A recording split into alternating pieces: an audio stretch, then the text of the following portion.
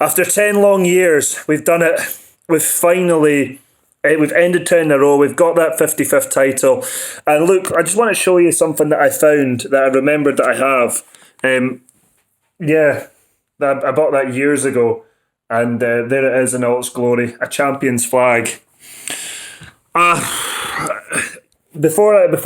prepared something for this before the Dundee United Celtic game, and before I tell you about that, you've got to pay tribute to the people who are no longer with us, who passed away. Sandy Jardine, who was massive, a huge legend of Rangers, part of the 1972 Cup Winners' Cup team, and really fought Rangers' corner, and he obviously sadly lost his life. Fernando Rickson, who had the horrible battle with the disease that he had, and the documentary on the BBC. The documentary as well. Listen, I know BBC's a bit of a thingy word with Rangers, and then there was the documentary as well, Stairway 13. That was emotional, and it's just a really emotional time. And you have to pay tribute to all the fans that were filling Ibrox when we were in the third division, the second division, the Championship. Unfortunately, I was not one of them. I live in Inverness, but I was at the last game we played in the Premier League before we got relegated against Motherwell. And I had to be there because if it was going to be the end, then I had to be there to see it. And unfortunately, it wasn't. And, the point we're at now. So Rangers are champions, undefeated this season in the league and Europe, and beat the only team to put a loss on the rampant Jers. Steven Gerrard said this momentum started in pre-season, and he was absolutely right. Rangers looked to be adapting to the empty stadiums. Rangers ended the season that was halted because of the coronavirus with more questions than answers, as after beating Celtic 2-1 at Celtic Park to surely set up a title challenge, Rangers went to Dubai and came back a different team. Losses to Hearts 2-1 and 1-0 in the Scottish Cup, with Steven Gerrard considering his future after that one. Then there was hope in Europe when Rangers 2-0 down against Braga at Ibrox, a virtuoso performance from Yanis Hadji, and a brilliant solo goal by Joe Aribo gave Rangers hope of a recovery. Rangers' final result of the curtailed league was a 1-0 defeat to Hamilton, possibly the lowest point in Steven Gerrard's time as manager. Rangers had a very impressive pre-season, beating Lyon and Nice by 2-0 and lifting the Viola Trophy, albeit a pre-season trophy, so on the face of it, it doesn't really matter. A 4-0 win against Motherwell, a 2-0 win against Coventry. Rangers started the season with 3 wins, a narrow 1-0 win away to Aberdeen, 3-0 wins at home against St Mirren and St Johnstone. Rangers would win 7 out of their first 8 league matches without conceding. Then a 2-2 draw away to Hibs in a game Rangers could have lost, but Hibs had a goal clearly offside which put them 2-1 in front, and Alfredo Morelos rescuing the point that day. In Europe, Rangers would cruise past Lincoln Red Imps and Willem II, a 5-1 win away to Motherwell, then a brilliant narrow win at home to Galatasaray to once again secure qualification for Europa League. Rangers would then win 4 games in a row by 2-0, Ross County at home, Celtic at Celtic Park, as Celtic's grip of 10 in a row was slipping already as huge questions were being asked. 2-0 away to Standard Liège, 2-0 at home to Livingston and 1-0 at home to Lech Poznan. A 3-3 draw away to Benfica would follow. Rangers were 3-1 up. They then followed that up with an 8-0 win at home to Hamilton and a 4-0 win at home to Aberdeen. Then Benfica 2-2 at Ibrox. Rangers again dropped a 2-goal lead.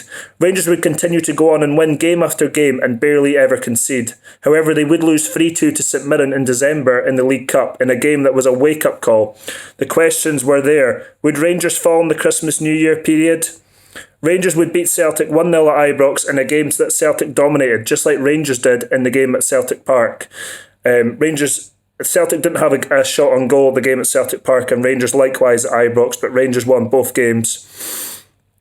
Rangers did drop some points in January with a 1-1 draw at Fir Park, then a 1-1 draw in February in a game Alan McGregor quite rightfully described Rangers as rubbish in a game at the Fountain of Youth Stadium. Rangers would then go on to win a classic tie against Antwerp, where Rangers would win the tie by 9-5. Slavia Praha lie in wait on Thursday. Rangers have won ugly, spectacularly, had moments when teams haven't had an effort on the Rangers' goal. Rangers yesterday against St Mirren were excellent, as the title was 99.9% done in a 3-0 victory, until Celtic dropped points today. Rangers are back after 10 years of hurt, 32 games played, 28 wins, 4 draws, 0 defeats, 77 goals, 9 conceded. Unbelievable stats. To understand this achievement, you need to understand the journey. From Lloyd's pulling the plug on Rangers old company and Craig White taking over and sending Rangers into administration in 2012, the lowest point in Rangers history. Rangers under a new company would be sent to League Two and have to get back to the top, beginning life with a draw against Peterhead, but Rangers would come up without much problem. Rangers would also come up from League One without too much of an issue, but would face the humiliation of losing in the Challenge Cup to Raith Rovers.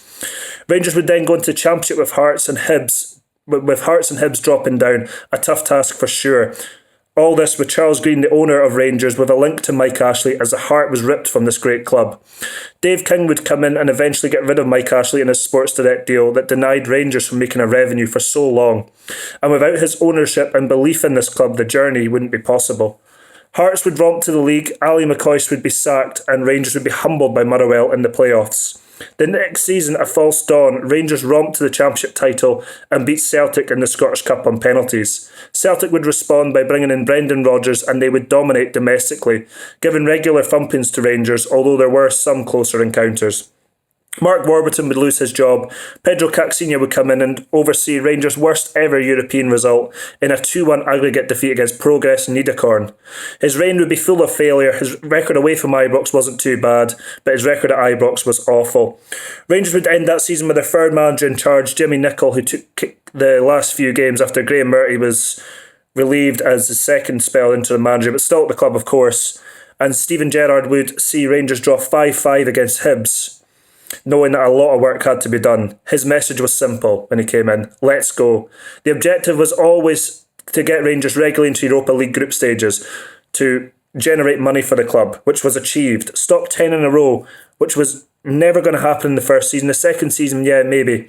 That was achieved. Rangers had to compete with and beat Celtic home and away, achieved, with Rangers dominating most of these fixtures. Hard times against Kilmarnock, Aberdeen and Hearts would happen in these times.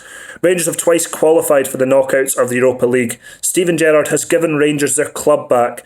If they beat Slavia Prague, they will qualify for the quarter-finals. Rangers may be invincible this season and still have a Scottish Cup to play. An incredible achievement, an incredible journey, full of lows, but the highs this season makes the journey worth it, and a 55th title for Rangers. It's unbelievable. With some of the results that we're having, also, of course, there were some poor results in League 2 and League 1. And then when you were getting thumped by Celtic, thumped by Dundee United in the Cup, beaten pretty easily by Motherwell in a playoff game, we wondered if this day would ever come. And with Pedro Caixinha in charge and Graham Murty's couple of spells, I mean, fair play to him for coming in and trying to do something. But I always had faith in Stephen Gerrard. I always said, give him time. I realised that from my point of view was you couldn't judge him from what Rangers were. You had to judge it where Rangers were at that point. And at that point, we were a mile behind Celtic. We weren't 100 million behind, and we weren't 20 years behind. That was kind of the nonsense they were coming out with. We were ridiculed, the banter years. But now who's laughing now? We've won 28 out of 32 league games this season. We're undefeated in Europe. We topped our Europa League group. So who's laughing now? The journey is all worth it. 55 titles. Hopefully we're going to win the Scottish Cup. Hopefully we can get past Slavia Prague in the quarterfinals of Europa League. Anyway, thank you for watching. It's been an emotional day. Unfortunately, I haven't really been able to celebrate like most because I had a radio show to do. But of course, on the radio show, I spoke in great depth about Rangers' achievement. But yeah, I mean, I've obviously put this video out, but I'm not trying to go head-to-head with CJ Novo. I mean, I wouldn't do that anyway because I wouldn't have a chance. But I had to share my thoughts on it. I mean, this is a Rangers channel, and I had to share my thoughts. And yeah, just absolutely delighted. And I can't wait to see us lift the league title. My belief is that will be our final home league game of the season, which will be in the split at some point. So yeah, look forward to that day. And, stay safe, look after each other. And yes, 55 titles. Absolutely delighted. Thank you for watching. Like, share and subscribe. And I'll see you on Thursday.